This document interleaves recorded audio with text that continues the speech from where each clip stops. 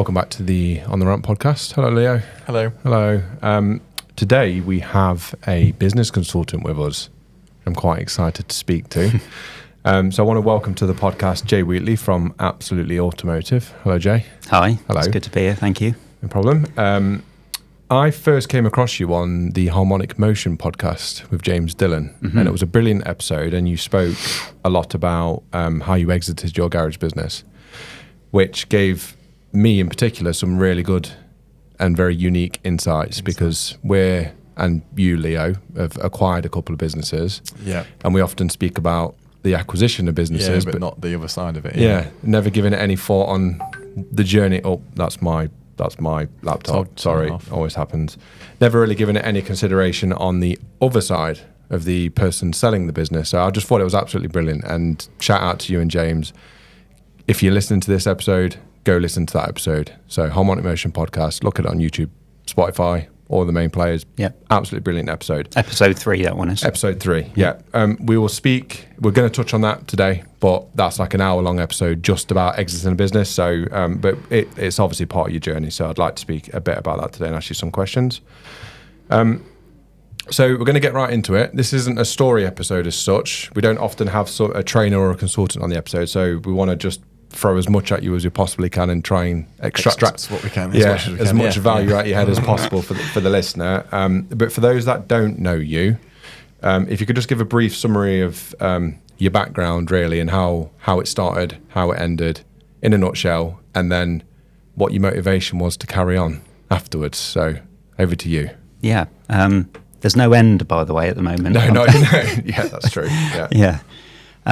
So I'm Jay Wheatley, currently at Absolutely Automotive, which is my mentoring and consultancy business. But I started in the dealer network a long time ago, and worked in the dealer network as a technician, service advisor, service controller, service manager, and then moved on to buy and sell some cars myself. Set up a little business doing that. And then eventually bought an independent. Well, it wasn't an independent that was doing your repairs and the vehicle sales by any chance, was it? Didn't know them. Oh, so you went from buying and selling vehicles to just deciding you want to.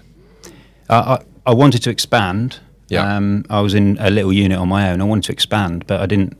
So I was just looking for a bigger unit to do some repairs and maybe have another technician working with me while I bought and sold cars, and then this came up and it was an MOT station. Right, so that was to help expand the sales business at that point? Yeah. Okay. And so you weren't necessarily looking for that, but how did that come about? Auto Trader. Oh, someone put their own business on Auto Trader? In the magazine? That's a long ago it was, yeah. So it was in Auto Trader. So I went to have a look at it, and it was a bit of a basket case. The guy had not done very well with it. It lost a few customers, so I took it on. I did run it past my accountant at the time. He told me, don't touch it with a barge pole. So I then rang in 2 days later and said, oh, guess what? I've bought it. Yeah. We actually spoke about this on the last episode. We literally spoke about this, yeah. If you want to expand, don't ask your accountant for advice. Yeah. Or just don't listen. One of the two. Yeah. Seek advice, but yeah. Yeah, so... So I bought that, moved the sales business as well, and subsequently, after a while, I closed down the sales business. I found it too hard to run along with the repairer. It's very different when you sell cars and you've got a garage behind you, because that's an interesting... You actually get a lot more... When I say comebacks, it makes it sound like I was selling really bad cars, but I wasn't. But all those little things like, there's a rattle from a trim, you didn't get those when you were just selling cars out of a unit, whereas when you had a garage there, they came back in droves. And you think that's because the customer expectation was different? Yeah. Okay. Yeah, and you've got a garage, so you can just fix it. Yeah. And of course, it wasn't covered by the warranty, and there was all these kind of things. So, and we were getting too busy in the workshop as well, and I was a technician, and I needed to be in the workshop. So it was taking up car parking spaces, all the stuff that you look at and think, where's the money being earned here? The money's being earned in the repair side. So I guess that's what you kind of knew more anyway about. I did all right at selling cars because I lived near Blackbush at the time, so it was I quite enjoyed the buying at auction and then doing them up and selling them. But it was it wasn't really what I am. I guess the barrier to entry to selling a few cars is pretty low, isn't it?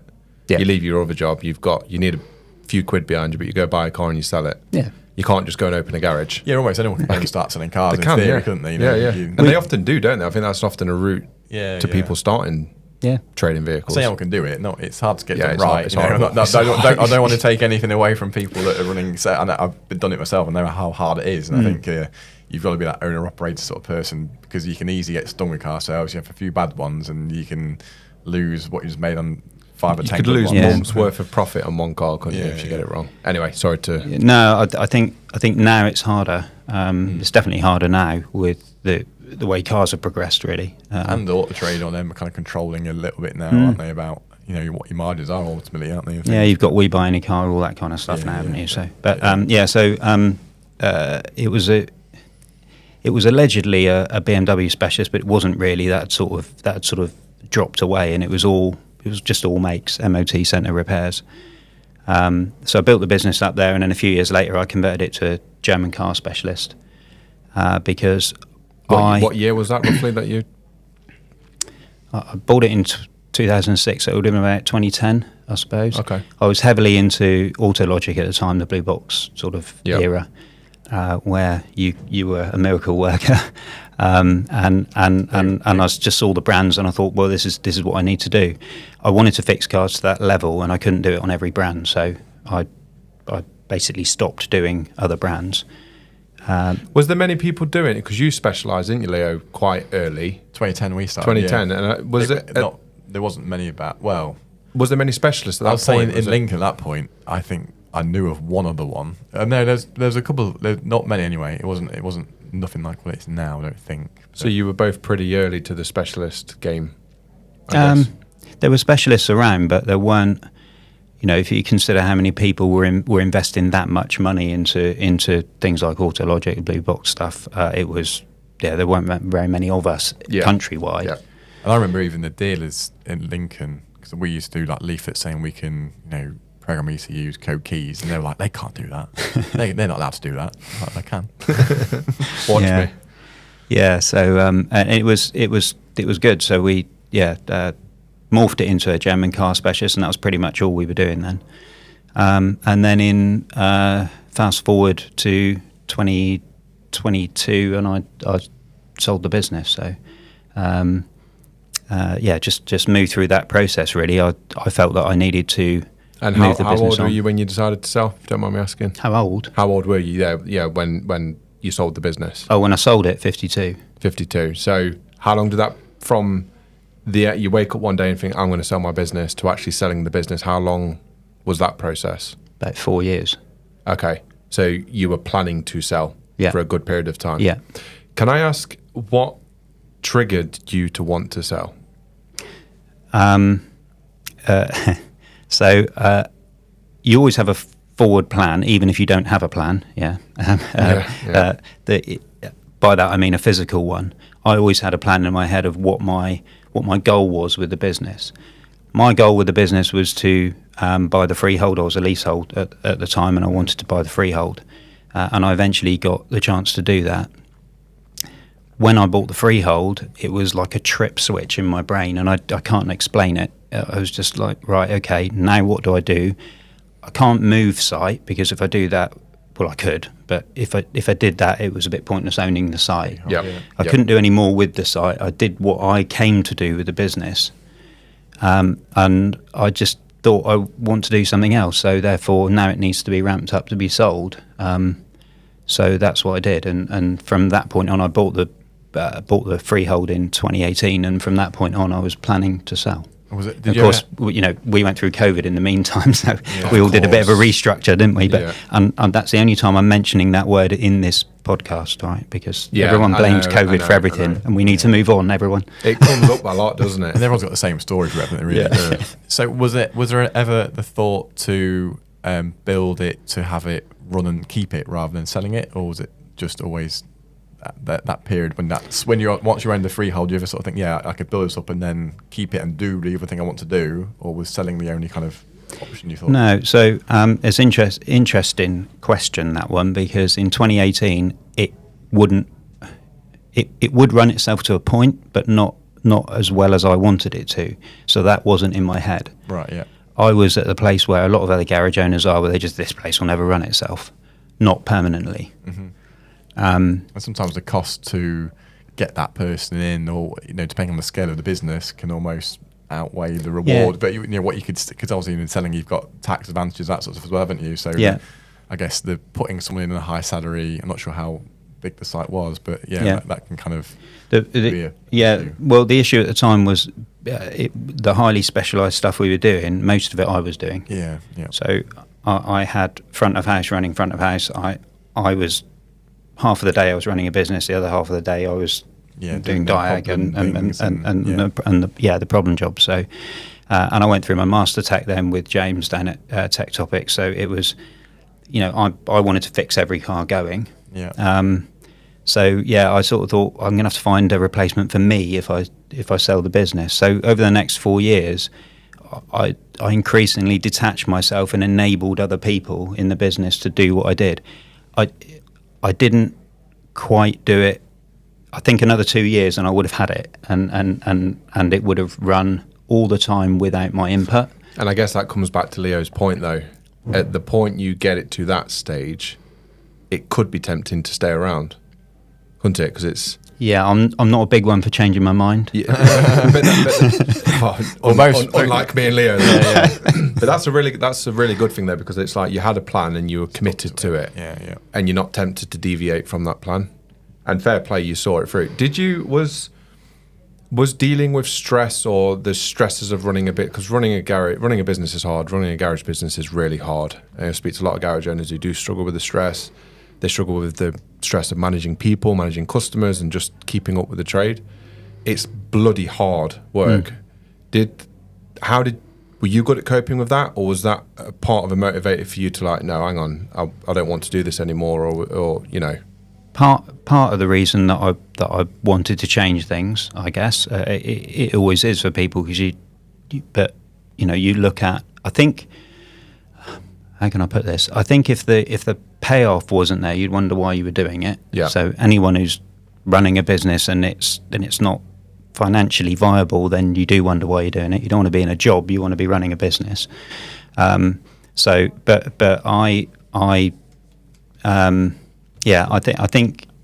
think for me, it was always I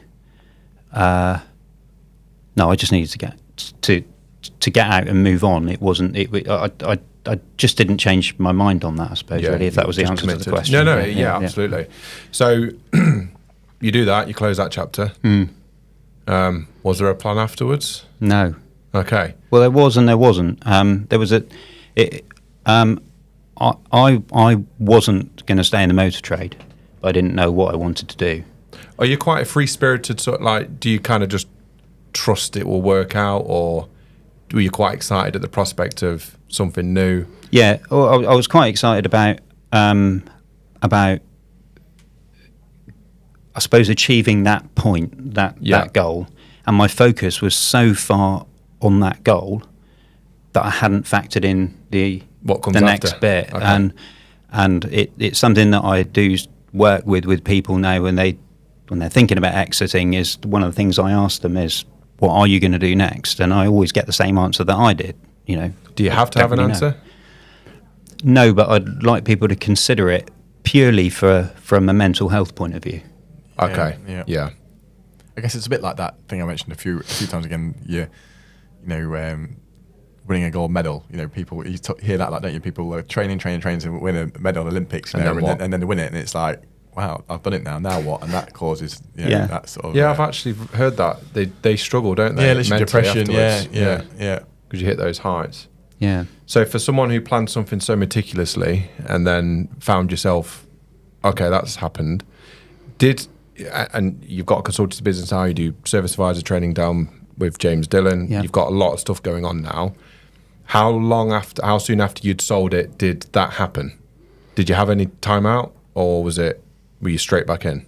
Yeah. So when the business was on the market, I had a conversation with James about some training, and I said, like, you know, when this goes through, I just want a bit of time, because I knew I'd get to that point, and you know, he was very good with that, because obviously, you know, we'd spoken about some plans of things that could be done at Tech Topics, but yeah, I suppose it was probably about a year that I did some stuff, but not a great deal for about a year. And it wasn't a year of partying by any chance. No, it's just a bit of a break. I don't blame you. Yeah. Just going back to say, I know we're not touching too much, but how long did it take from the putting it on the market to getting it crossed over the line?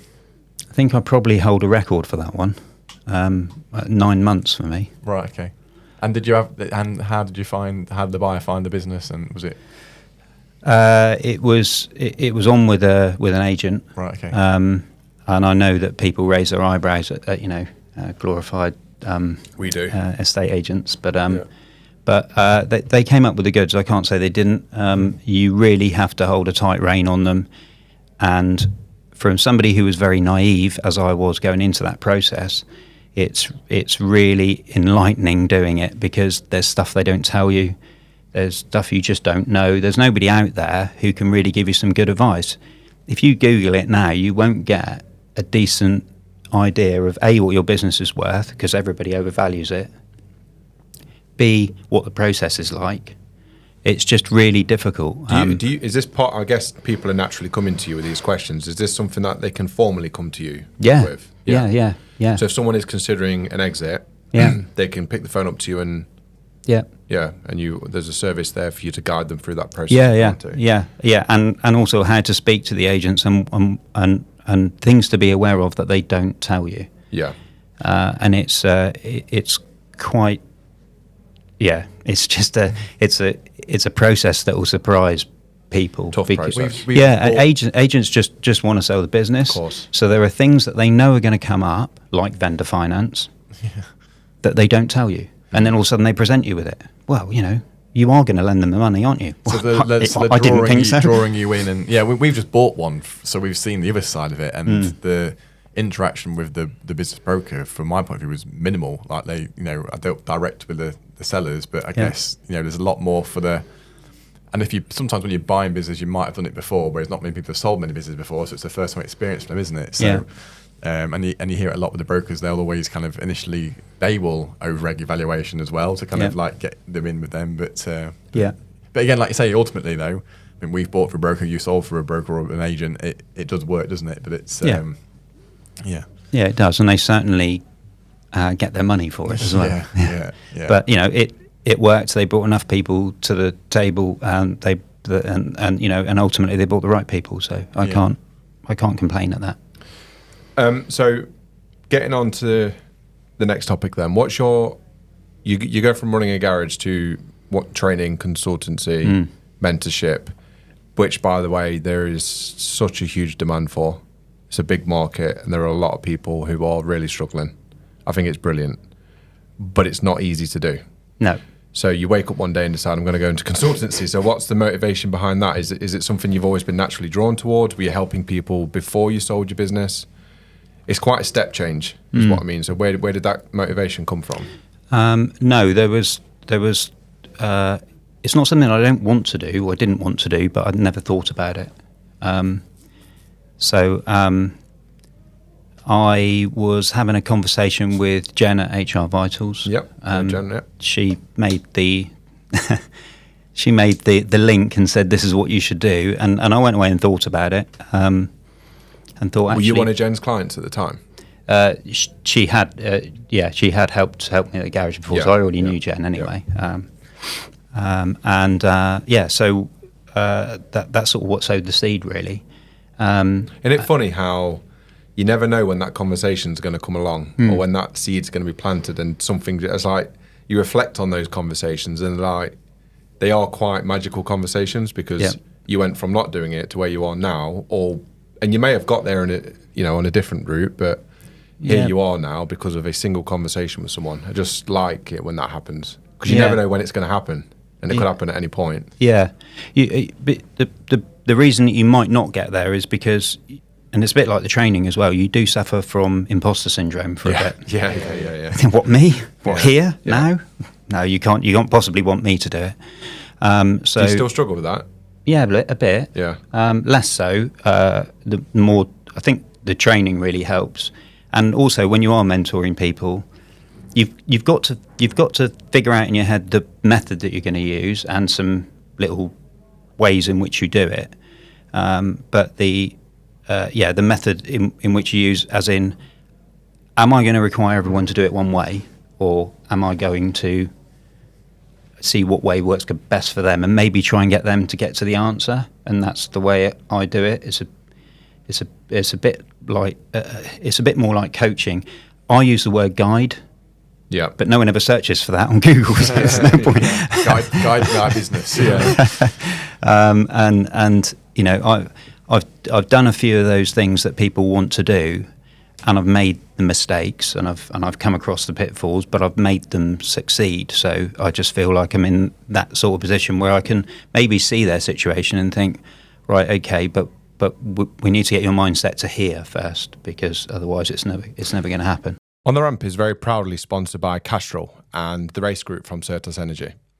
Our own business, Lindley's Auto Centres, have been using Castrol products via the race group for at least 10 years. We get our own account manager. They help us set up the oil portfolios across the branches.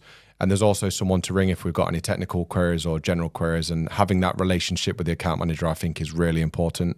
We get dual branded workwear. So just like what I'm wearing now, we get this free for all members of staff. We get to use the Castrol brand across our entire business. So things like building signage, websites, general marketing, etc. And working with a globally recognized brand like Castrol, I believe, can really elevate your own brand. There's a rewards platform. So for every purchase, we accumulate points that we can redeem against certain items on this reward platform, which is pretty cool. And then there's an integration via our garage management software that allows us to actually see the exact oil product code that should be used in that vehicle, which in today's world and the complexities of oil is actually really helpful. So if you want to learn more about how Castrol can help elevate your business, and you want to learn more about how the race group can help you, then please click on the link in the description below. Thank you. I think that's a really good point as well, in that everyone is in their own circumstance, their own situation. You could speak to 20 different garage owners and they've all got different things going on in their own lives. The garages are in different locations of different. There is no one way. Yeah, everyone's different, and everyone's different, aren't they? You know, what they respond to is completely different. And you'll speak to someone who might be looking for you. Actually, can you make this decision for me? Because actually, I'm not very good at making decisions. But I agree. And even if I look at our branches, we are the same company operating to the same processes, and the managers operate in their own way to some degree, and you're never going to stamp that out, and you shouldn't stamp that out, but you guide them along the way, and they have different levels of performance and they seek different things. So, and that's when you get the maximum out of someone. If you just tell someone what to do all the time and don't give them their own, thought, then. But you want to teach them how to. You don't want to teach them how to think. You want to teach them how to come to a conclusion, don't you? Instead of just saying, "This is how I did it. You should copy exactly what I do." It is way more about teaching them to come to a conclusion themselves. Yeah, you can do it to a point, as in, so if one of the problems they've got is process, or relates to a process, and there's an awful lot of that going on, because most garage owners, and I did it, your process is in your head, particularly when you've only got 2 or 3 technicians. Your process is in your head, and you expect everyone else will understand that process. Yeah, we'll see you doing it. Well, why aren't you doing it that way? Yeah, I've told you 5 times, but there's no management of that process. So when you come across a problem like that, you can say, well, actually, this is what you need to do in this situation, because that will get you out of it, because you've already been asked the question of, how do I get out of this situation? But when you've got a different problem, then sometimes, and the problem is the garage owner, and that does happen, surprise, and I've been there, but sometimes you just need to make them see in a roundabout way that actually it's maybe you that won't let go. Yeah. And that's quite often the issue. In business, I've heard the phrase that you're the god of everything. If the computer breaks, the phone don't work, the ramp don't work, you are the god of everything. Unless you stop being the god of everything, people will just keep coming to you and ask. If someone can come to you and say, this isn't working, you say, yeah, do that. Why are they going to start thinking for themselves? Yeah. Unless you encourage that. I'll tell you a little story about that. So to give you an example of exactly that kind of thing, I came into the garage one day and I was, about 11 o'clock I rocked up. That's the kind of thing you do as a garage owner, isn't it, Alex? No? you both do that, don't you? I was doing 7 actually for once in my life. So, I came in and the 2 service advisors are sat there with just sat there on their phones. And nothing's happening. And I said, well, what's going on? Oh, the internet's gone down. Right. So we've got no computer. It's all, And I'm sat there, when I picked my chin up off the floor, I said, so what are we doing about it? Has anyone, tried to maybe rig up the 4G, or have we phoned BT, or have we... No, we just sort of thought we'd wait for you to turn up. Wait for it to come back online. Needless to say, that was the instigation of the 4G dongle that then, It's when you realise no PDQ machine, no DMS. I'd never factored in that this would happen, so therefore I didn't have the 4G backup, but I did subsequently after that. But, when you look around, you think no one's making these decisions, and it's one of those cantilevers that makes you think, right, I need processes here that people understand, and people think, right, when this happens, I do this. Well, I think there's 2 really good points there that you've just raised. There is that situation arose, and then you've got a staff issue, and how do you not get wound up with that situation? Like, the default is, what the are you doing? Because you would never dream of doing that. No. So there is not losing your shit, and there is actually dealing with it on a staff level, because that's not really acceptable, even though the process doesn't exist. And then you've got to fix the problem. So you unplug the router, plug it back in. Hey, problem solved. But then there is actually, how do we stop this happening again? And that's, to your point, is you got to sit back, you got to extract yourself from the business and put a process in place. So if this does happen again, they can't just sit there on the phone saying, "Oh, I'm just waiting for you." Yeah. We had the same thing this week in the rental department, because there's only kind of a couple of the staff. One that normally covers is here on a course at the minute, and the main person doesn't work on a Wednesday, and the other person was off ill, and she kind of rang me up, saying, "Listen, so and so's off ill, so and so's on a course. I'm not in tomorrow, and I can't do anything about it." I was like, "All right, okay, yeah, it's fine." So if you can have a bit of a think, then what we need to do to salute this problem, and then kind of come back to me with some options, and then we'll figure it out, But it'd be very easy just to go, right, okay, I'll think, yeah, what I'll do, I'll put so-and-so in there, so-and-so there, but then they don't think for next time, then when that arises. Yep. And now next time... It's the perfect response. Yeah. Bring me solutions, not problems. And I was actually in the gym the other day with a guy that used to be in the army, and they must obviously instill this to you through that, and he was saying there was one kind of corporal guy, and he said you would never dare go to him with a problem unless you had at least 3 solutions. And it's such good kind of like... And I've actually taught my little lad who's 6. I always say to him, I say to him, 6. I say to him, what's the phrase? And he goes, no such thing as problems, only solutions. I'm like, yeah. And the other day, his mum got a bit angry about something, and he turned around to mum and said, there's no such thing as problems, only solutions. Yeah, and then a domestic occurs. Yeah. And this is on to the next point, really, which I wanted to discuss with you. So, and this is a real challenge of lots of garage owners. And actually, I think this is quite relevant if you're not an owner, but you're a team member and you're listening to this as well. Because one way to get in the good books and to progress in the business is to be seen as a problem solver. Because you'll be quickly picked up by the boss of the business that actually this person makes me feel good and better. And it is a good way to progress. But and again, just context for the listener as well, because we like AI on this show. So just a bit of a laugh for everybody. I asked ChatGPT to read the Absolutely Automotive website and create an interview for you. So you're currently being interviewed by OpenAI. So if it's a terrible podcast, it's AI. It's nothing to do with us. So what the next topic is, you previously emphasised the importance of seamless team integration and delivering consistent customer service. And I think what it's missed out is not just customer service, but consistency in the workshop as well. Because one of the questions that we get is, how does a garage owner extract themselves when they are needed, either technically in the workshop, which is a really common situation, or how can they trust someone in front of house to do as good a job as what they could do? And you're kind of trusting people with your baby, aren't you, at that point? If you're letting someone else have those conversations with the customers on your behalf, or you're giving the technician full autonomy to fix that car end to end and you don't QC it, there's no way to grow a business unless you accept both of those things. Yeah, one of the questions about growth was how to get your first site running right first before you look at your second site, I think. That was one of the questions that we got about expansion. But it doesn't just apply to expansion, does it? That could apply to if you want to sell your business, or if you want to step back.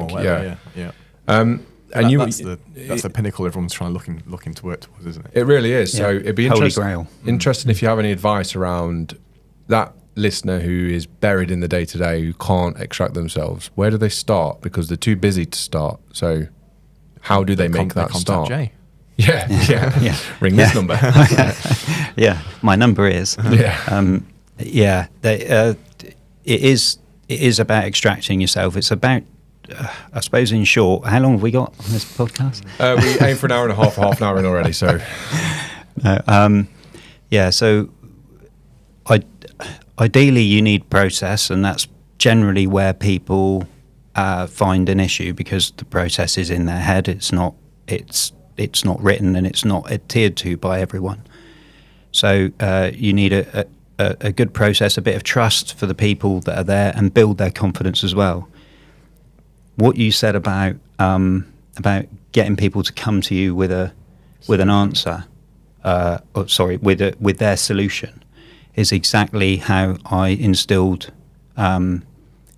confidence in my team. I had a couple of guys who were really not that confident, and by saying to them, look, what you do all the time is not wrong, because all they wanted to do was do the job right, and you can't knock people for that. But if they're constantly asking you questions, you can't withdraw yourself from the business. And if a garage owner does a bit of time analysis and actually sees where they're spending their time, they'll find a lot of time is on questions. They're being asked a lot of questions, and so to be able to say to somebody, okay, if you come with that question, I want a solution. Now you may change that solution, but at least they're coming with one. They're always thinking about it. And eventually you get to the point where you say, well, you don't need me then, do you? Just don't need me. So putting that process in, and then what you find is you gain more time to be able to run the business. You also need a bit of training. The process needs to be slick between the front of house and the workshop and back again. And the only way you get that is by building a good process, but also building the team. There's still endless garages out there where there are them and us between the front of house and the workshop. I think that comes and goes as well. You go through phases where it's seamless, and then there can be a staff change or get extra bit busier, or something goes wrong, and that can easily kind of drop off. And it's almost like you need to keep. I use an analogy of like a business is like a constant fire, and every now and then it will flare up, and you've got to just put a bit more water on it to cool it down a bit. And one of the biggest moments for me going through that sort of process was when I realised that the problems in the garage are, we all sit there and say, oh, it's because of this person, or it's because of that person, or they just don't do their job right, or whatever it is. But ultimately, especially in a small garage, you're the person running that garage. The problems really relate to you. Even if you get a customer problem, why did the customer complain? The customer complained because the communication, generally, not all the time, but generally it was a communication issue. I agree completely with that statement. Yeah. So who's to blame for that? Well, if it was a service advisor who didn't know how to communicate or didn't understand that customer well enough, what's the reason for that? It could be that they're not invigorated by their job. But is that down to the nature of the team because they're not interested in being where they are? Is it down to the fact that they've had lack of training? There are reasons for it, but ultimately that comes back to you. If they're the wrong person in the seat, if you've ever read the book Traction, I love the idea of seats in different jobs. Mm-hmm. If you've got the wrong person in the seat, then ultimately you own the business. You need to. That's a really frightening prospect, though, isn't it? And a lot of garage owners that I've spoke to, making the judgment that the person in the role is not right for the role is a really difficult judgment to make, because it's not of low consequence. It could be a high consequence decision. Yeah. And you're dealing with people and emotions. And a lot of people running businesses, especially small business, you don't actually have to move that many people on.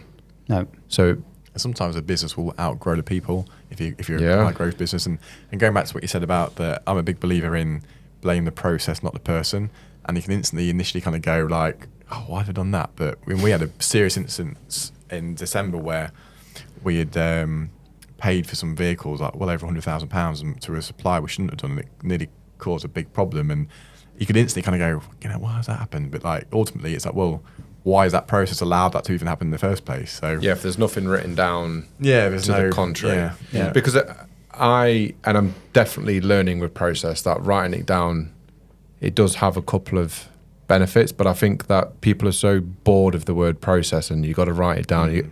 And who looks at it? Yeah, It's and fine who time looks to at it, look and at it's as like, well. and that was my attitude for so long. And I've battled and argued with my dad over the years. Like, you don't need to write the process down because we know the process. The process is so obvious, and I guess like a lot of people listen to like, why am I going to write down how to? I guess the phone? biggest thing is how do you deliver that process, and because the thing is as well, if you are, it depends where you're at, but if you are growing and scaling, we find that the processes will change quite a lot as well. So it's keeping them documented, updated, and It's then hard work. And then if you just change a process and email it out to your team, you can guarantee they're not going to read it because they're going to be busy doing other things. So it's kind of that training side of it in the business, isn't it, to get them on board with it as well. 80-20 rule though on that. Go on. What does that mean?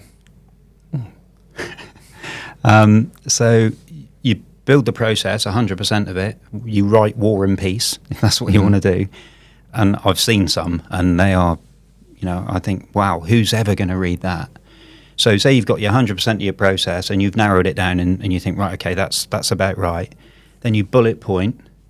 Your friend there will do it. Your AI friend, you bullet point 20% of it. Yeah. Right, 20% becomes they are the key points of that process. The bits that fill in between, how somebody gets from A to B is irrelevant as long as they don't go A to D. Yeah, I like that. So then you're teaching everyone, and you're controlling the business based on 20% of the process that they know about. Yeah, and it's a bit like if they need to dive deeper into one of those bullet points, they can the information At those there. points, Such a great way to think about it. At those points, you're then managing on a process, and this is where then if you do have to move somebody on, and it is rare if your process is right and your training's right, it's rare. But if you do, then obviously you can get specialists in to help you with that process, so you don't have to be doing it yourself. But it's a lot easier for HR to actually manage that if you have a process and those points are in place, and they say, right, okay, when did this happen? What happened? What is your process? It's this. They keep doing this. Right, okay. So that was the point I was going to, like the kind of hidden benefit of a process, because you immediately think about, write the process down, someone will follow it.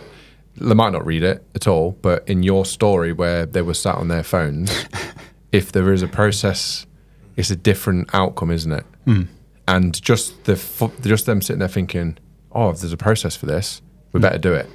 So it's not necessarily that they would follow it to the T. It's that actually it is written down. And this is, as we've scaled and grown as a company, there are some people out there that do actually read these documents, and they do want to know what the expectation is, and it will keep them in line. Like, we've got a lot of advisors across the company who they're the ones, they'll keep notes, they'll write their own processes down. So people do respond to it. I'm not sure if business owners are cut from that sort of cloth, so I think that we can be quite narrow-minded in our view. I'm bad for reading stuff. I remember some of the marketing things before, and I saw it in an email, and it was like they have like an intro paragraph, and then I flicked through it, and at the bottom it said, and if you just scroll to the bottom, and it's a genuine thing that people do that. So this guy knew that, so he had his intro and his exit sort of thing, and I just like ignored all that bit. And That's amazing. Right, perhaps we should write. There are different on types of people. Yeah, I've seen that, and at the bottom it's written "scroll up." Yeah, yeah. What are you doing here already? Go back. Yeah. So, but processes or how-tos, even I like to call them how-tos because, as you said, the word process has been done to death. Buzzword. Yeah. Don't have to be written. Don't forget that. They can be. I've seen. That's a much better word for it. Yeah. I've seen them on little video snippets and things like that. This is how you unblock the printer. It sounds stupid, but when you're doing it one day, because as you said, we're the people doing it all, and you're unplugging and replugging in the Ethernet cable. This is how you just take a video on WhatsApp and you store it on either on a WhatsApp group or whatever, and they're all listed. But the better way is probably the hard drive where everything's categorized. Yeah. And it sounds like hassle, but what you do find is that when the team get really into it, you change a bit of equipment and the how-to changes, and they'll do the video. It's got to use in video because it's quicker to do it rather than typing something out. Yeah. You can listen to it. Quicker to to listen to it rather than reading it. It's quicker, isn't it? So, Yeah, most of us can't spell anyway. yeah. I think a lot of it, though, again, like process or to-dos are important, but it does allow them to develop as well. And it might be the position you're in now with the team you've got as they are today might not give you the freedom, but 2 or 3 years of development of those people, that might give you the freedom after that. The team might be there. It might be the right people. They just need developing. How much have you seen much of a problem where the business owner releasing some kind of control to people, a decision's been made which wasn't the right one, and how they then react to that? Because I think that's an important thing. Is you get some people can flip like, why the hell have you done that? But then instantly that person just doesn't want to make a decision again. My manager always taught me that I'll always stand by your decision, no matter what. And I think just knowing that is a good thing. That okay, I can do this, and if it's not wrong, I'm not going to get marched off the premises, sort of thing. Or do you see much of that at all? And that's essentially where you get businesses that can't be left alone by the owner. Because and people and exactly that, people lose confidence. They don't want to make that decision because they'll just get told off. I had a member of staff who was very, I suppose, afraid of making decisions, didn't want to get things wrong. And the conversation I had was not only come to me with a solution, but it was also, if I'm not here and you make that decision, I'll stand by you. Yeah. Just tell me why you made it. It doesn't matter whether it was right or wrong, because to make a decision is the good thing in the first place, not to just do nothing. And it very rarely happened. Happened a couple of times, and he knew it. And when we sort of had the discussion as to what had happened, he would just sit there, and you could see his eyes start to close, and he's almost like, "Oh, what are you going to say?" And I'm like, right, okay, well, I'll deal with it. And I just dealt with it with a customer, and and the problem was gone. Yeah. But you can't have a go at somebody for that, because otherwise, not unless it completely happens, but not unless it continuously happens. But then you've got the wrong person in the wrong seat. So they don't need to be making those decisions. This guy, by the way, ended up being the workshop supervisor. So he was the most unconfident it's person also around. where the company values come in, isn't it, as well? If your decisions fall within these values, if you've lied to a customer or whatever and you've broken some values, then that's kind of a different thing, isn't it? So it's like, stick by these, make your own decision, and I saw your video. You did a video on values, didn't you? Recently, was it values? I'm sure you did a video on Facebook. It might not have been values. Or was it mission? Mission statements, yeah.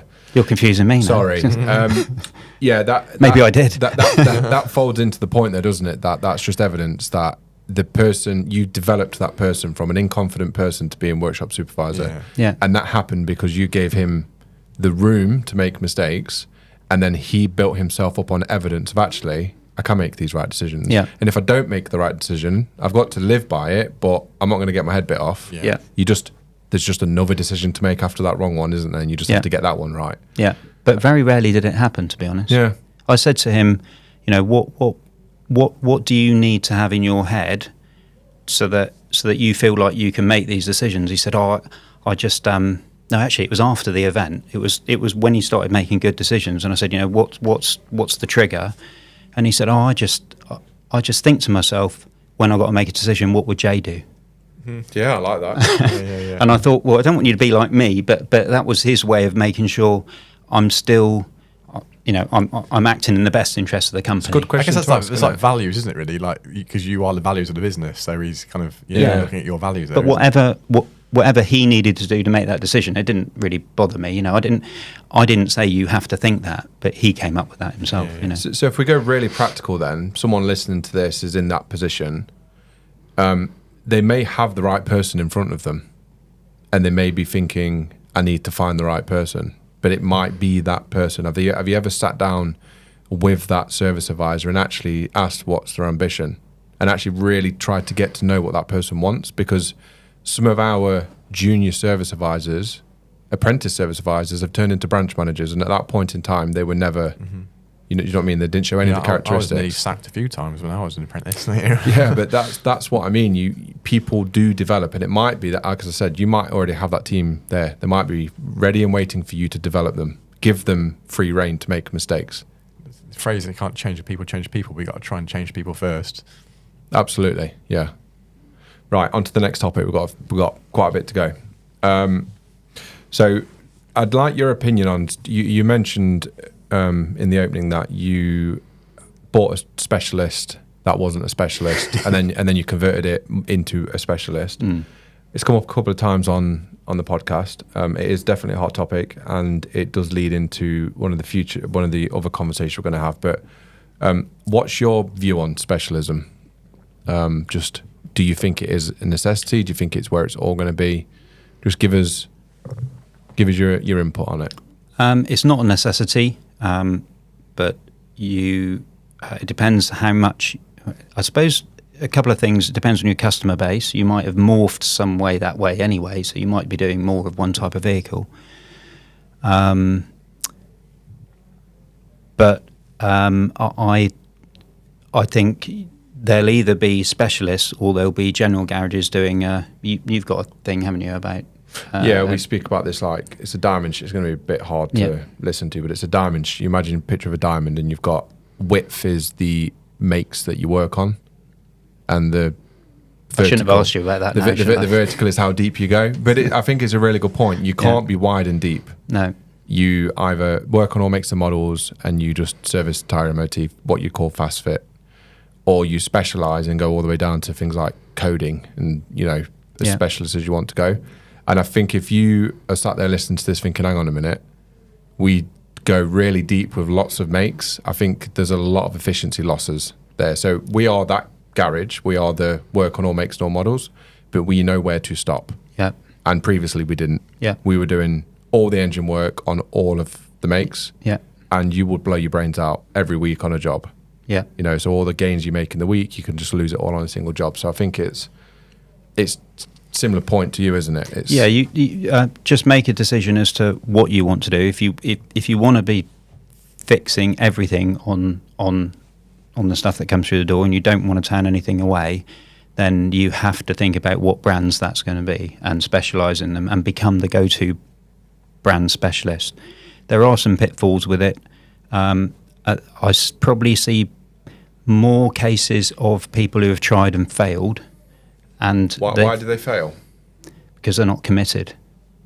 And does that look like, Mrs. Jones has bought her Nissan in, we've looked after that forever, but we're now a German specialist? Yeah, there's a way around that one. Okay. So right, but it's generally down to new customers. They will not turn the new ones away. Can't say no. No, and so you have to have the team on board. You have to be on board first of all. You have to be geared up for it, tooling, etc. But you have to have the team on board, and you have to lay down strict rules as to, right, this is what we'll book and this is what we won't, because from now on we are a specialist. I took a different view of the customers I'd had for years because it was in a village and I didn't want to let those people down. So essentially, if they didn't have a German car but they were on our books, they could still bring it. We wouldn't turn them away. But anyone else, we just weren't doing it. What was it like? We would do an MOT or something like that. But how I suppose quickly did you see a benefit from it? It was actual time, you mean? Yeah, just you made the decision to do it. You started doing it. When did you realise you made the right decision? Or when that transition kind of be fairly, then when would you say you actually became the German specialist? The decision became right for me the day after I made it. Yeah. Okay. You were committed. There was nothing. I said to you before that. Did you have a passion for German vehicles? Did had you the have equipment. a preference? So it was just a pure business decision. Yeah, and there were a lot of them. It was an affluent area. There was a lot of them. Yeah. Right. Okay. So you looked at your I had some demographic. difficulties with different brands, but we were doing a lot of VAG and BMW at the time. Okay. But I would walk into the yard, see a couple of Nissans or whatever, and think, what are they doing here? And that wasn't being unkind to customers, but then I had to go back to front of house and say, right, okay, let's go over this again and decide why that vehicle's in here. And you have to be quite hard. And one of the bigger problems is that even if you get the team on board, which is probably the easier bit, it's actually getting the business owner to say no. Yeah. I've got a good example of that. We this is probably going back 5 or 6 years, we started to do VHCs, take them quite seriously. Yeah.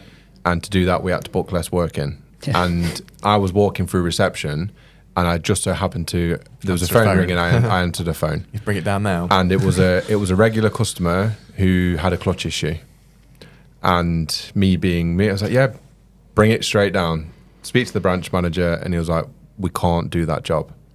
And I'm like, I laid the ground rules, and now here I am breaking it. So back to your point about, even the garage owner's got to believe, haven't they? Which is so difficult to do. Yeah, we did, when we dropped to like booking to 50% of the diary, like for me, that was a really hard thing to do. But again, it goes back to if you want to have a business built, because again, when I was on the front end, you'd be like, yeah, bring it down, but you dealt with juggling them balls and them jobs. You suffered the consequences. You handled that pressure, whereas you can't expect your team to kind of deal with kind of that. So it's part of that.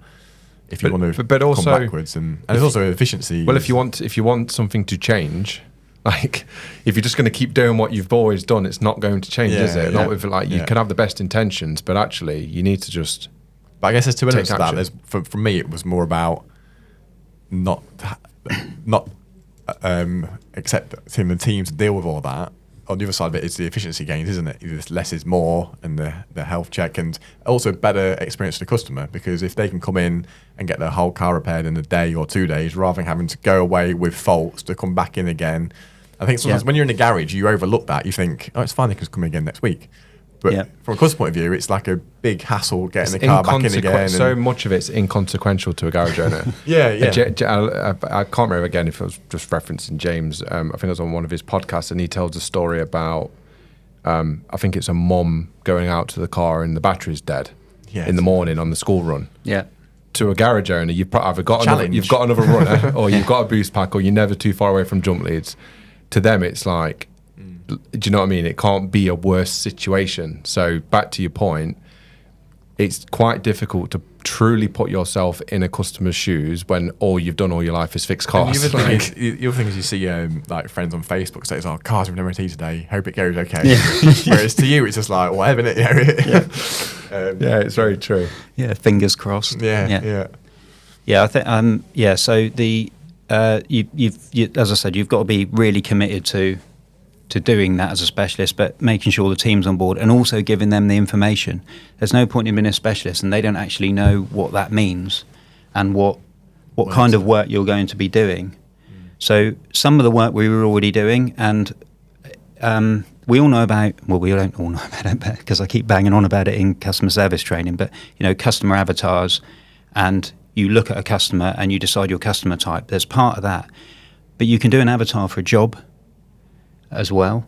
So you're telling your service advisors, this is the kind of job that we have, and this is the kind of job that we want, whether that be a specialist job or So if it fits in this grid, if it fits in this, then we'll do it. If it doesn't fit in that, we won't do it. Yeah, we do the same thing on the other side of it for one of our sites that isn't a specialist. So these are things that we definitely don't want to be doing. Don't want to get involved with like AdBlue faults or whatever and things. Yeah. So.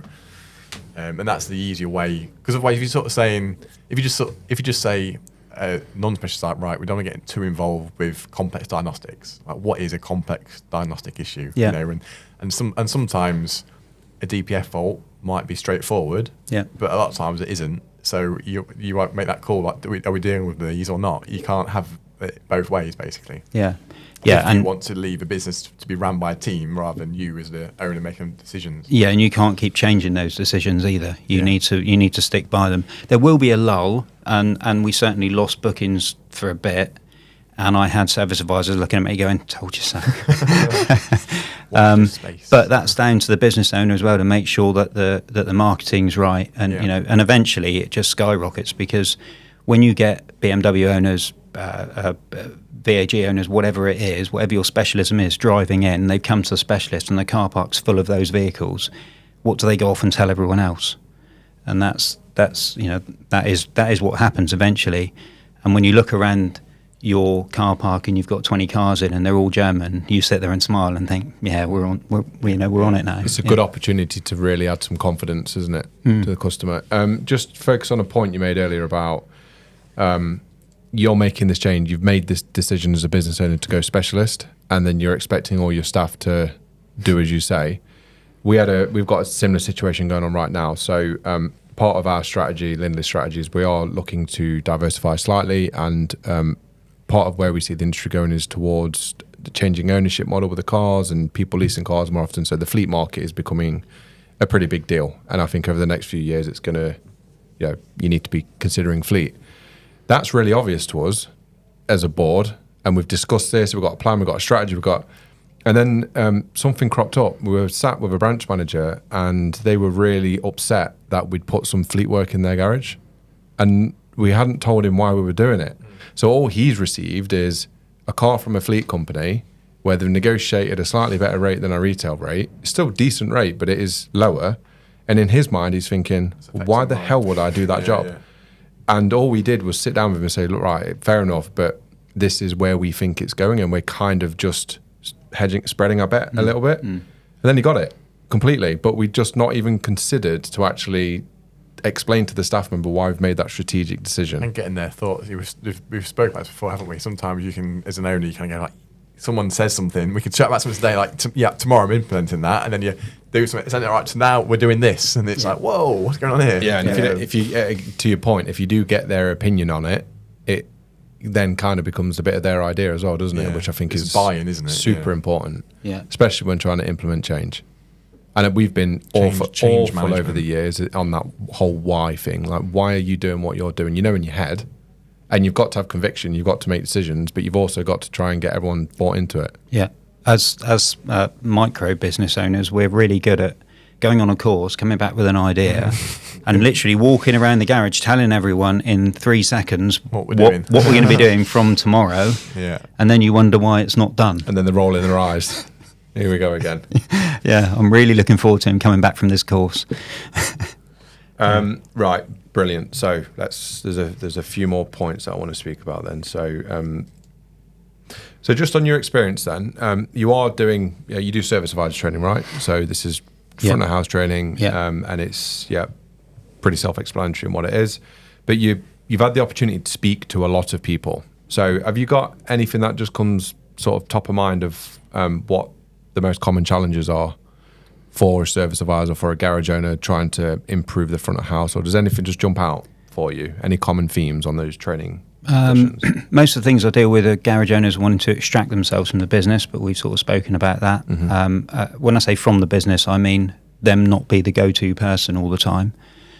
And service advisors are generally process issues, and an awful lot of the garage owner says one thing and wants another thing.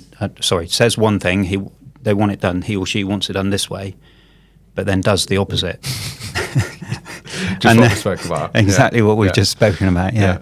So there's an awful lot of that, and I think if we look at front of house training, there is a real acceptance in the aftermarket at the moment of technician training, but there isn't for front of house training. Some garages don't have front of house, and they're just thinking about getting one, and then quite often they employ somebody and they're just rubbish, and you think, well, I don't know how you expected them to get to that point. Through the dealer network and independent, I trained an awful lot of service advisors, which is why. Is it a big deal in the main dealer world? What? Service advisor training? Yeah. Taken as seriously as technician training? Yeah, definitely. You'd say so. Yeah. That's interesting. Yeah. Did you get service advisor training at dealership, or you were techs? Yeah, I think we did. Yeah. No, did you personally? Oh right, I can't remember actually.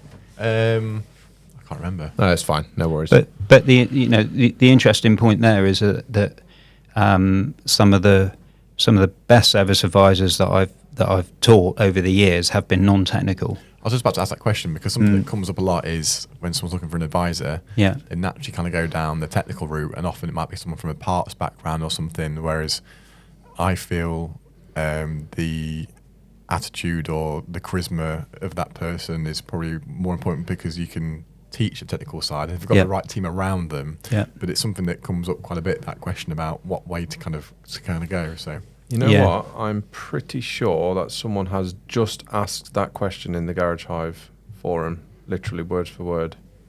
Let's have a look. Yeah. You carry on having a. I'm guessing almost everyone in here will be in garages with front of house. We are looking to add a front of house person to our team and have started advertising for the position. I've never had front of house before. We all do a bit of everything. Yeah, common. And then there's essentially just asking for pay. Now, if he's never had a front of house before, do you think he's looking potentially for someone who's either been a front of house or who's got the technical knowledge? Because I feel like it's extremely unintuitive to think that someone without technical knowledge can be the bridge between you and the customer. Like, it's not, it doesn't seem to make sense, does it? I think one of the biggest problems is, well, I see anyway, especially if you're employing the first person, you're really busy and you need someone to come in and hit the ground running. So someone that doesn't know about suspension springs, suspension arms, or whatever, can cause you a big problem, from a time point of view. So it's really tempting. It's so tempting just to kind of go the easier route of like, well, at least I'll know about that. And so have you had when you've only got one service advisor, which is there's an argument for having too many service advisors, because if one's off or one leaves, you've got a chance to train another one with one that's still reasonably confident of what they're doing. But having service advisors who are non-technical, I find, generally speaking, not all the time, but it leaves you in a better situation, because as long as you still employ correctly, because you employ correctly based on somebody who can deal with people, and the customer experience is generally better then. But you have to give them the time to learn the technical aspects that they need to know. They don't get any preconceived ideas of how to fix a car either. I was about to say that. Now, I was a technician and I moved to front of house. I was probably about 23 at the time, and I spent the salesman used to bring me the guys that you sold a car to had a problem, and this guy had a problem with his radio, and it wasn't receiving the signal right. So I spent 10 minutes explaining to him how a sinusoidal wave pattern was. And you just think, and I look back on that now and I think, what was I doing? Just didn't need to know it. And there's a conception from people in the industry that what I need is I need somebody who knows how to fix a car to talk to somebody who doesn't. Yeah. And I'm not convinced made the point that you just need to know the slightest bit more than the customer, don't you? In reality, that's all you need. And there are tools you can use in the garage. There are obviously training courses, which is why we designed those at Tech Topics, because there aren't many around. And that's the technical for non-technical. Is that? There's Road to Technical, which is predominantly. It does customer service as well, but it's predominantly. There's a big whole heap of learning how things work, and also how you translate that description to the customer in a way that they'll understand it. So it's a bit like a consultancy course, really, because we've got the content, but we'll look at the people in the room and we'll discuss it with them and say, right, what are your problems and what is it you're struggling with personally, and we go over those things. And then there's a highly effective service advisor, which is based more on how to deal with people, bit on financials, things like that. But it's really about how to deal with the customer personality types, how to deal with confrontation. So that first course then, for people listening to this, if they have employed a non-technical service advisor, which we're all fans of, we all think that is an absolutely valid option. Yeah, there is a course that exists that puts them on the pathway to learn what they need to learn to be able to communicate. Yeah, what's that course called? Road to Technical. Road to Technical. And how do people book on that? Because I think that there'll be people here listening to that. Tech Topics website is, you can just website. Yeah. Brilliant. Okay. Yeah. It's a 2-day course. It's quite interactive. It's not all in a classroom. We do actually do, go out into the workshop as well. That might frighten some people, but we do it and have a look around a car. But there are a lot, we've got parts there. We've also got video aids and things like that, just so that people can really understand. Do you run that course? I run both of them. Yeah. So,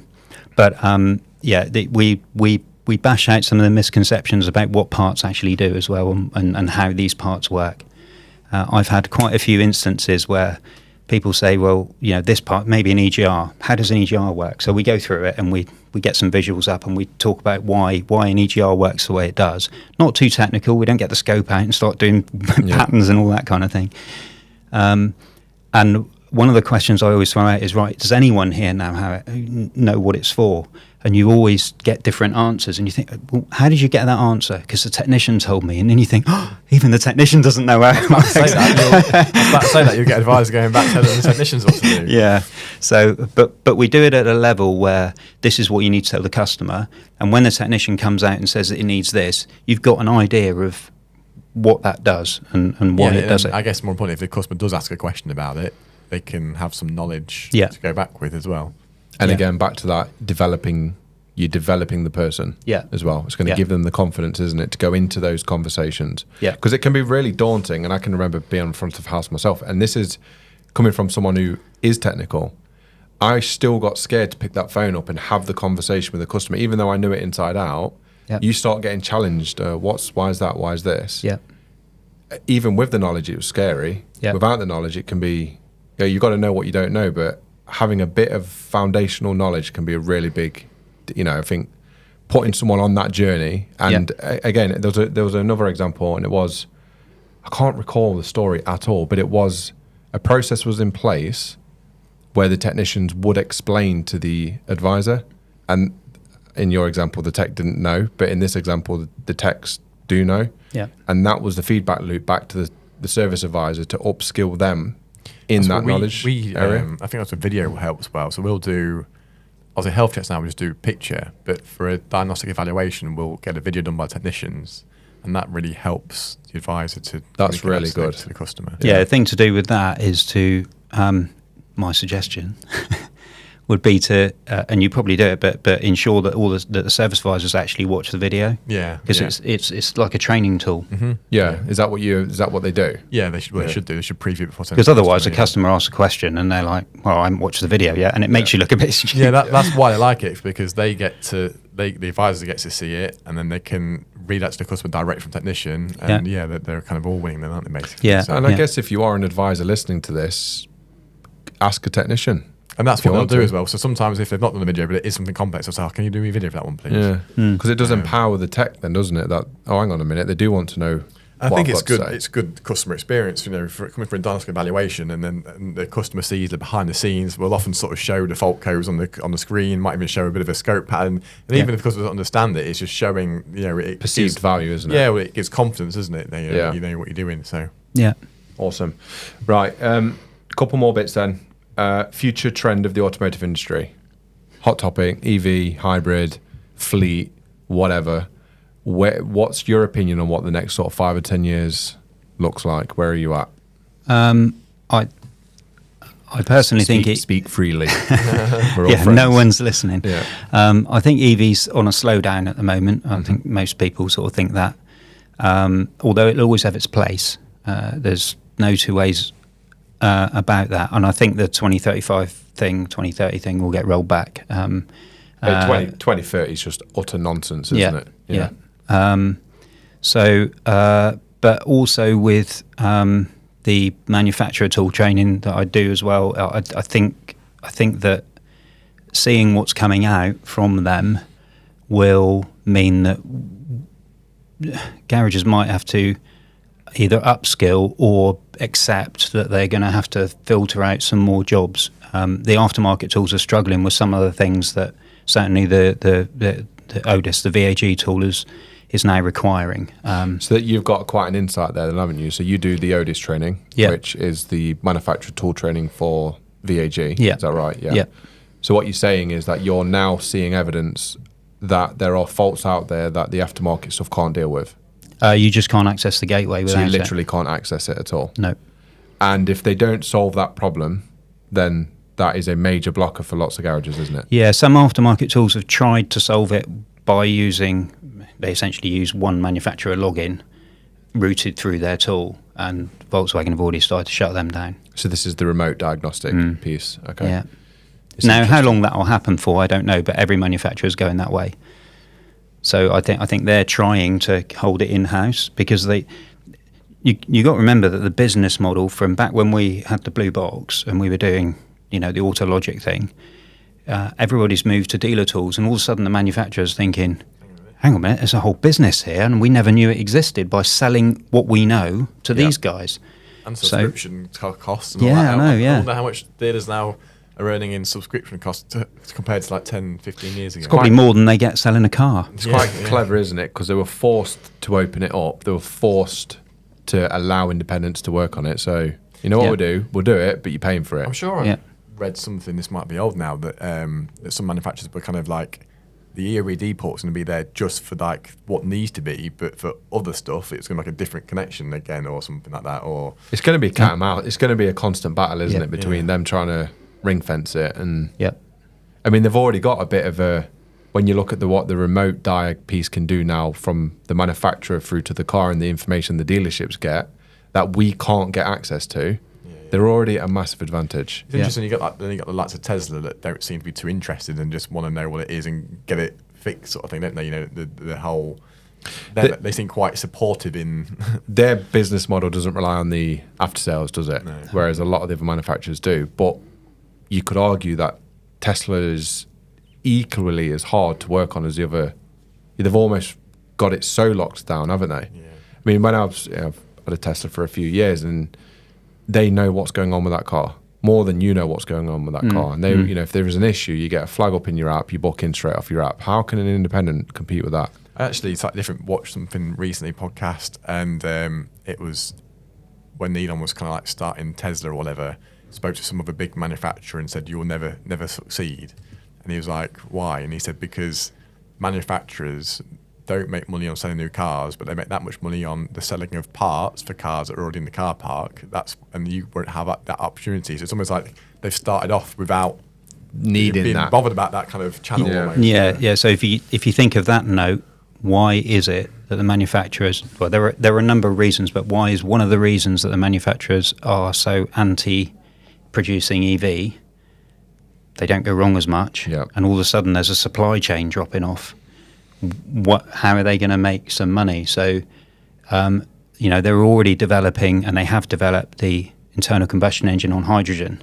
So what does that do? Well, it fulfills the green bit. We run in hydrogen, but we've got an internal combustion engine. We've got all these parts that are going to go wrong. Or plug-in hybrid as well, isn't it? I think that's the way I'm literally going to look at that in the next few months, going away from EV into PHEV. On your point about reduction in work on EVs, I mean, it appears to be a fact that is just almost accepted that in the first sort of 3 to 5 year ownership of an EV, there is not an awful lot that goes on. It does go up after that, though, doesn't outside it? of tyres. Some of your stats that came out? What we're seeing across the Garage Hive network is that EVs over 5 years old have the highest average invoice value, but you're talking thousands of transactions instead of hundreds of thousands of transactions. So it's still quite young data.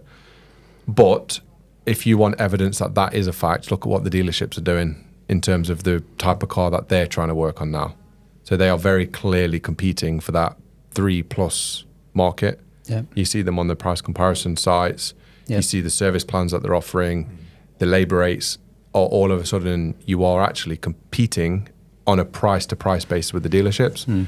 So you're right. I mean, they're obviously longer. They're 3 years ahead of it. That's exactly my point. They're 3 years ahead of the independents, and if you look at the volume of EVs that are being registered on new cars, it's a number that you can't ignore. Yeah, and that's happening in the dealerships now. So that year 1, 2, and 3 service is diminished significantly. Yeah. So they're coming after the independent work. They have to. Yeah, but I believe we shouldn't worry too much about that as long as we've got the customer service bit right, because generally speaking, I don't think this will change. The public prefer dealing with independents, I think. I hope you're right. Yeah, a lot of it comes down to service, isn't it, as well? I hope you're right. And the dealer can't replicate that. I know people that have gone from the independent to a dealer to work, and they're just like they're telling me that they feel that they can't deliver the customer service they used to because of their KPIs, that they're, the targets they have to hit. They're not achieving the customer service level because they've got to do all this other stuff. Right. And I don't think that will change. Yeah. They haven't changed in a long time. Well, my EV broke down and it's under warranty. They can't look at to the end of the month. And then my friend's got one there at the same place now and gone in with like a heater fault. And they rang him up telling him he needs like 8-9 grand's worth of work, breaks. And he's come to me straight away. And I've looked at the health check. I'm like, well, they'll be fine for now. That'll be fine for now. Yes, you need to do that, need to do that. And they just like that open advice, you know. So I think that's always going to be a battle with the dealership world, isn't it? Yeah. It's an interesting landscape at the minute. So do you, like, it's really difficult to predict, but if you had to, where are we in 10 years' time?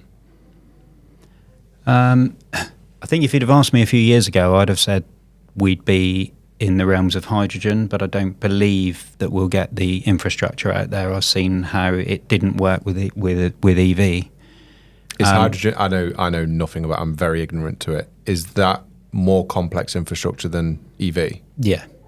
Right. And they've started removing it as well. There were some filling stations that they've now closed. So it's just like, It looks like hydrogen's probably, well. I know JCB are massive into it at the minute. Yeah, aren't they are, So yeah. I think the bigger plant stuff, Agriculture trucks and all yeah, that, and trucks, yeah.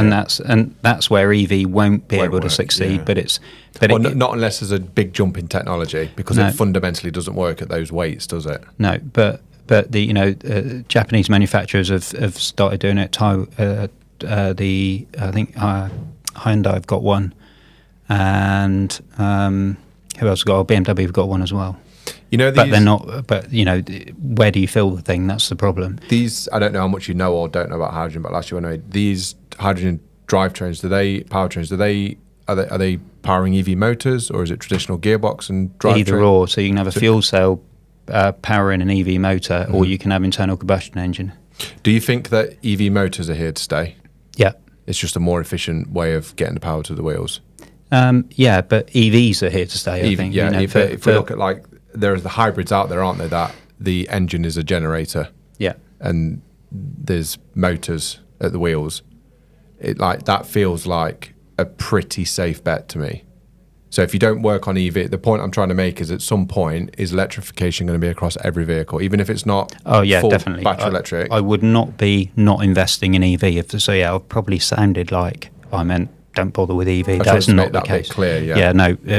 Be very clear here. It's coming, and it's here, and you won't stop it.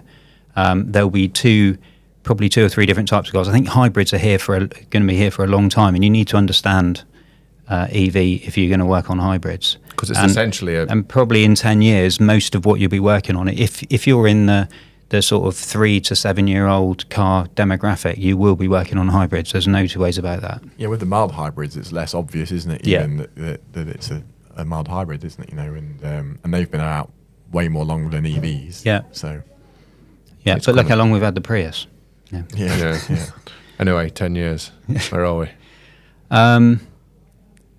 Predominantly, as I say, it will be hybrid. Hybrid. Yeah.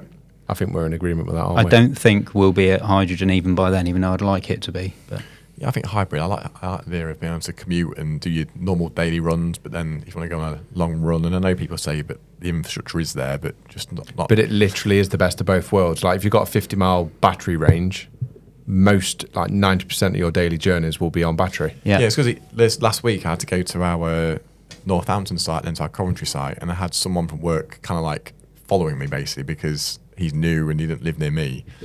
And then we went to Northampton first, and I was like, right, I'm going to go to a charge station. Can you pick me up from the charge station? Because I didn't want to have to waste half an hour. So it just shows that it can work, but there is an inconvenience to it. yeah. Yeah. When you say 10 years, by the way, one more thing I've just thought of. Let's not lose sight of the fact that there are dealers closing workshops and dealers closing at the moment. There's two near me that have gone. So there is a massive opportunity for the independent market. There's no two ways about that. It's an exciting market, isn't it, if you're hungry for it? Yeah, and you just need to be there. I focused my business on being an alternative, even though it didn't look it. I didn't have the nice shiny floors, but I did paint them, by the way. Everyone did in COVID. But that real alternative to a dealer, and I think that's what attracts people out of dealers. Yep. Yeah. Right, we're right on track. Last question. It's a bit of a double-barreled question, actually. I'm going to ask it from two directions. So I'll start with the first one. what's your advice for that garage owner listening to this where they do feel stuck in that rut? They've perhaps got 2-3 technicians. They are everything to everyone. They are a tech. They are front of house. They might have a part-time receptionist, which is a really common thing, doing a bit of bookkeeping, a bit of marketing, not owning the money, fed up. And I speak to these people quite frequently. If they're in that position and they ring you, what would you say to them? Well, I do actually have a process where we go through and find out where their time's being allocated. But I'd say is this that time analysis that you referred to? Yeah. But they need to work out where their time's going, and this sounds a bit tedious, but from that you will work out where your problems are, and then you can forge a plan for it. Most of the problems are in, as we spoke about at the beginning, where they feel like they are the go-to person, and inherently you've made it that way. So you're one person, you've employed someone else, you tell them every day what to do from the minute you get in to the minute you go home. You're telling them what to do, and they don't learn any different. So you've got to be vigilant with yourself and extract yourself from that role in doing it that way, and try and elevate them to take on those tasks. There will be tasks that they can take on. You just need to know what they are and the ones that you're prepared to let go. And you've got to be a bit brave. It all sounds quite easy. It's not easy to do yourself unless you're really structured and you're prepared for it. Obviously, you need people around you as well. So I do get calls from people who are just two of them, and that's really quite hard to do because you can't delegate to two people. So at some point, you've got to have you've sort of got to have a jump whereby you're employing somebody because your plan is this person's going to take some of that work. Garage owners very often look around themselves and say, well, everyone's doing a job, I don't have room for another person. But you two guys all know that you do have room for another person. There'll come a point where you don't, but you do have room for another person because inherently you're the one who's still there at 8 o'clock at night doing those jobs. Yeah. Whereas you could have got those done during the day. Does that make sense? It makes a really good answer. And do you think that the act of having a coach or someone alongside you is really important when you're in those situations? Because from accountability to... Yeah, I think as a sounding board, as I said, as a bit of a guide, as somebody who can maybe put some perspective on it.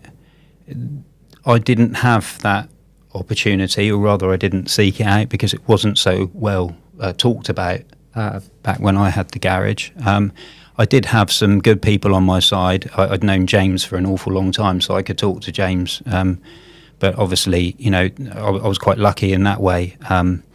But that's few and far between, really, people running their own businesses. And having somebody who can help you forge a plan, help you see where things aren't quite right, and, just by you being able to say to somebody, this is where I want to be, and then help you get to that place. And as you said, accountability as well. Well, our next meeting is here, and this is what needs to be done by then. I work well to things like that, and I think a lot of garage owners do. They've got a plan and they're going to see that plan through. But if no one, if you don't have to be at that meeting or you don't have to get it done by then, it just ends up as another post-it note on a board somewhere. And I think that, and Leo, you've spoke about this a few times, I think that there summarises the importance of a coach. And it isn't even necessarily that they could tell you anything that you don't know. But as business owners, we're the ones normally holding people to account, but very rarely get held to account. And unless you're super disciplined, it can be easy just to slip back and not make any positive change. Yeah, and there's no criticism there. Everyone's done it. It's absolutely, and still, it's just easier it's easier to fight the fire that's in front of you. Yeah, there's analogy, isn't there? There's no top sports professional that's out there that's done it without having a coach pushing them on. And that's really, I like that. And then just finally, do you get contact to people who feel beat up, like they are down and out with it, as in they're almost ready to throw this done with the situation, and they've not actually taken stock on where they've got to? Yeah, because I often have this conversation, and actually sometimes all they need is actually just step back, look where you are, don't throw this away. Yeah, and look how far you've come. Absolutely, and they've often done the hardest bit. Yeah, but they can't see it. Yeah, and I've had some pretty rough conversations with people who are ready to just throw it in. Yeah.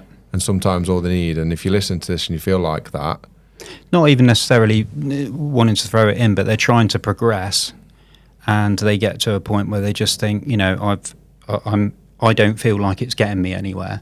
And part of the process that I take them through is, right, okay, we know where we are at the beginning, and we know where we are when we get halfway through, and I have to sit there and remind them, this is the conversation we had, and you were doing this at the time. What are you doing now? Oh, well, I'm doing that differently now. Right, okay. But sometimes when you're in it, you don't see it, and you can't feel that things are changing. From the outside looking in, I'm obvious. thinking, wow, well done. Yeah, yeah. And let's not look at this in any different way. This all comes from them. It doesn't come from me. I'm not doing this. I'm just sort of guiding them through the process, really. They're the one making positive change. I can't go in there and wield a stick and tell everyone to do what they need to do. And I feel like there might be a bit of pride in the way of a coach, because you might think that I'm only successful because I'm doing exactly what. It's just not like that, is it? No. There's such a necessity for it, I think. I think it's brilliant. I think that probably comes from some, not in the automotive industry, but some business kind of coaches take a lot of credit, don't they, for business growth or whatever. So I think they do that to try and then sell themselves into more. It's difficult though, isn't it? Because as a business coach, how do you market success without making it sound like it was all you? It's a fine balancing act. I've got some reviews, and the names of the people are on the reviews and things like that, but it's not everyone, and I'm always quite mindful of that. I have to say that 90% of the people I work with aren't that bothered about people knowing, but I always think it's not really for me to tell people. It's you've employed me. We talk confidentially about things because there's things that they wouldn't want anyone else to know. And it's not for me to go around telling everyone, this guy does this and that guy does this. Yeah. Hour and 25 minutes. Wow. It's an hour and a half. It's not bad. You got any questions, Leo? No, not covered? No. I think we've about itself. Anything that you wanted to touch on that we haven't done? No, I don't. No, I really enjoyed that chat.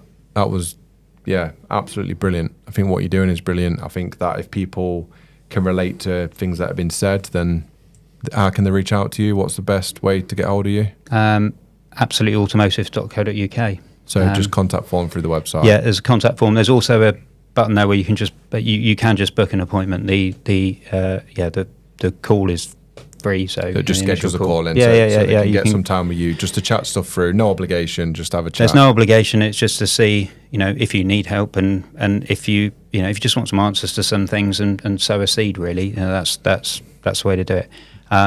The only update I would like to give you is that because we worked James has worked quite hard on it, and we worked quite hard on the courses, designing them. But the front of house ones are about to go IMI accredited. Awesome. So by the time this goes out, they will be. That's really cool. Yeah. Right. So and you'll also get on the. Why would you say that's important? It's important for progression for service advisors. Yeah, you also get on the professional register as well with the IMI. So you get IMI membership, IMI professional register, and it'll be level 2 and 3, I think. So. And I think it's symbolic that actually that front of house role has equal importance. I know a business doesn't exist without the people fixing the cars, but it's very hard to succeed in this industry without those people on that front of house. It's key. It was said in your last podcast about it, and it is key. It's I believe the most important job in the garage, and I've been shot down in flames lots for saying that. Be careful saying that. We got shot down for saying that as well. But awesome. Thank you so much for your time. It's been great. Thank you. Really enjoyed that. Good luck with everything that you're doing. I think it's absolutely Thanks, Alex. It's been a pleasure. Yeah, no worries. Yes, thank you. Yeah, cool. Thank you guys if you enjoyed that. Any comments, feedback, we'd be more than welcome, and feel free to get in touch with Jay. Thank you. Cheers guys. Thanks. Bye-bye. Bye.